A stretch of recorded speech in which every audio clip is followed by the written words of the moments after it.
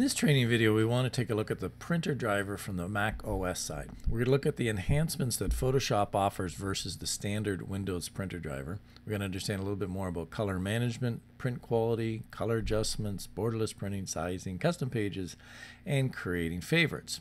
So let's take a look at how we can get started. The first step is to open up Photoshop and go to the File and Print menu option. That's going to open up the Photoshop Print Settings dialog box. Here you can make a selection for your printer type that you want to use, as well as the layout orientation. This next section I want to spend a little extra time on, and that is the color management options that are available when you're printing out of Photoshop. Now in Photoshop you have two options for color handling. Photoshop manages color and Printer manages color. And they're both very different in terms of where you invoke color management. When Photoshop manages color is turned on, you have the option in this pull-down menu to select a number of ICC profiles that are installed in your system, and they get installed with the print driver. When you select Printer manages color, it really means Print driver manages color. That you have to invoke color management and the color conversion at the print driver level. So it's one or the other. You can't color manage in both places or you're going to get bad results. So it's very important to make a distinction as to where you're making your color management conversion, at the printer driver level or at the Photoshop print settings dialog box. So if we open up the print settings dialog box, and we want to just first make sure that our paper size is properly set. Now, as a general rule, the page size should match your artwork size. In my situation, I have a artwork size as 11.9 by 8.9, so I created a custom paper size that was 12 by 9. But if your page size is larger than the selected paper size, then you will get white space around your image. If you select a smaller page size, then it will crop your image. Now, if users have non-standard sized artwork, they can create a custom paper size under the custom size settings. But if they do that, they should keep in mind the minimum and maximum page sizes. Depending on their model, and if you're using a roll, cut sheet, or manual feed printer, then the minimum and maximum sizes you can get will vary. For example, on a 24-inch roll device, you have a minimum page size of 3.94 inches and a minimum height of 8 inches. Now, if your artwork falls outside of the minimum or maximum, users can resize the original artwork using a program such as Photoshop, or use the Fit Roll Width paper tool under the Enlarge and Reduce printing. With this, we'll bypass the page size requirements and scale your artwork to fit to the roll. The next little area is color matching, and in this dialog box there is the option, and I don't recommend it, to use color sync to also select an ICC profile. Remember we said we could do it before? I prefer that you make the selection for the ICC profile in the Photoshop print settings dialog box that was prior. Here we want to select vendor matching color, because now we're going to do and use the vendor's ICC and driver-based color matching. We're not going to use color sync. We're going to use the vendor matching, okay, because we're saying printer driver. The next option is to go into the main driver window.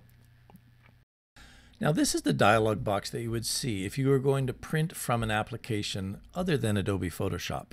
There's lots of applications that you can print from, such as Word or Microsoft applications, Adobe Acrobat and such. If you were to print from those, you would go directly into this dialog box and you would have the options to control color. Now, you would still select your paper type as you normally would, and you have the option to go into the Set button. And the Set button just allows you to further customize what they call paper detailed settings. So there's a number of parameters that you can adjust for that specific paper type. And as a rule, generally, there's not really much reason to change these. You can leave them at the defaults. So we can close this dialog box. Canon gives you a number of print targets, and these are presets that will work very well when you invoke the color conversion at the driver level. As we said before, you have a number of what they call easy settings. You can also go into advanced and create your own basic settings. One of them is to go do a monochrome photo. So you could convert a color image into a black and white, but you also have a number of gray adjustments that you can fine tune that black and white grayscale image. You can change the coordinates to add a little bit of red or green, or some of the color balance presets that are already there may work very well for you as well. So you can try this and test a few images and see what works best for you. There's lots of room to adjust here. All right, so now that we're done that, we'll go back to the main dialog box and we can go to the color mode. In this dialog box, we have the option to fine-tune our output. This is a way of overriding the ICC profiles and making some subjective decisions in terms of how you'd like to see the color matching done. As well, we talked about driver matching color. This is the third area where an ICC profile could be invoked. And again, I don't recommend you're loading an ICC profile at this location. I recommend we always do it at the very beginning dialog box in Photoshop, as this dialog box tends to be a little bit nested within multiple dialog boxes, and it gets a little bit tough to find, and you may miss a selection.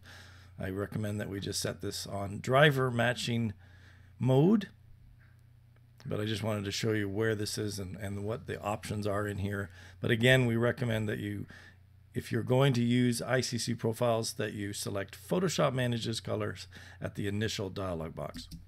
And when they ask you color space, sRGB or Adobe, they're asking you what is the input color space of the document?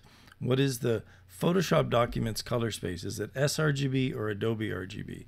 If you know that it's an Adobe RGB color space, then you would be better to set it to that, as it'll match up more closely for the output. In the next dialog box, we're going to look at print priority. Now, print priority has a lot to do with the media type that you've selected. If, for example, you have a bond or a plain paper, you're going to see the option for line drawing and text. And if you have a satin or a photo paper, you're going to see more options for image and proof. This diagram gives you a bit of a better description of what each of those do and how you might want to use them in your printing workflow.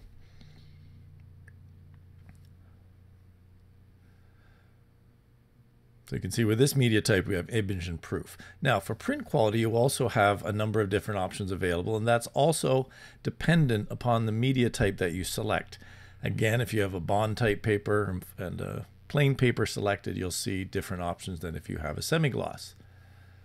As a rule, generally the standard print quality is going to give you a really good balance between speed and quality, but if you see banding in your print, then you might want to try a higher print quality. The input bit depth, that has to do with, and is very important, that the image itself has the 16-bit depth information in it. If it doesn't, then it's not worth turning this on. Some images are saved out with a 16-bit file type with that extra information.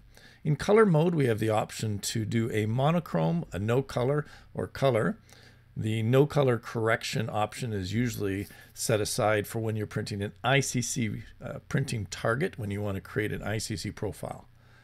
Under the easy settings, we have a number of presets, and you can view what those sets have in a little bit more detail by clicking on the view set. Each one of them will have a slightly different set of parameters. For example, Photo RGB uses a slightly higher print quality and assumes the Adobe RGB as the input color space. The poster option utilizes a saturation rendering intent, so it will give a slightly higher amount of saturation and impact to the images. So as I mentioned before, standard is the best print quality to start with. So next, let's take a look at the page setup option. And in page setup, we can determine our paper sizes. The difference between roll paper and roll paper banner has to do with the fact if you're sending a multi-page document that has, say, 1 to 5 pages and you don't want any margins between that, if you print it with a banner setting, it will print them all together. The other options are fairly self-explanatory. In the roll width, we have the ability to tell the print driver what's loaded in the printer. So if we want to do borderless printing, we need to click on the enlarge option, and that will give us the option for borderless. Now, borderless allows us to print right to the edge and actually outside of the edge of the media so that there are no white spaces. So we get a completely borderless print. There are a couple of ways you can do borderless. You can fit to a paper size, and that gives you the option for various presets that are loaded. And you can see those are available in the pull-down menu. The other option is to fit to the roll, and you have to then tell the software what the roll size is so that it can print to the borderless, to that roll size. We can print centered in the media. If we don't do borderless, we can also have no spaces top and bottom to reduce some paper waste, as well as the option to automatically rotate 90 degrees. The free layout tool, we're going to discuss that in a separate video, so make sure you take a look at that because it's a great tool for ganging images up on a sheet. The next option we're going to take a look at is the utility section, and under the utility section you can do some basic maintenance on your printer. So once we're ready to send this to the printer, we just want to do a quick review of our settings, make sure that we have the proper print target or advanced settings set, our print quality is set, and then go back under color matching and make sure that vendor matching is also selected. So we can save that now, come back, we're verifying the color handling as printer manages colors, and we can hit print.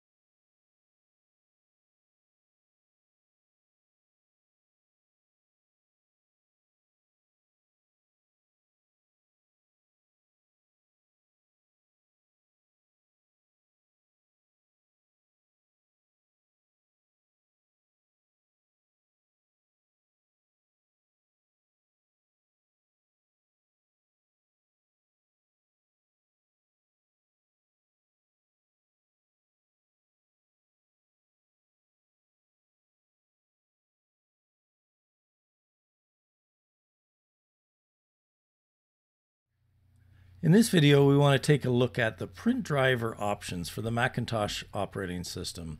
We're going to take a look at some of the color management settings, the print quality settings and color adjustments, as well as borderless printing, sizing, and custom page sizes. So let's get started and take a look at how we can do this.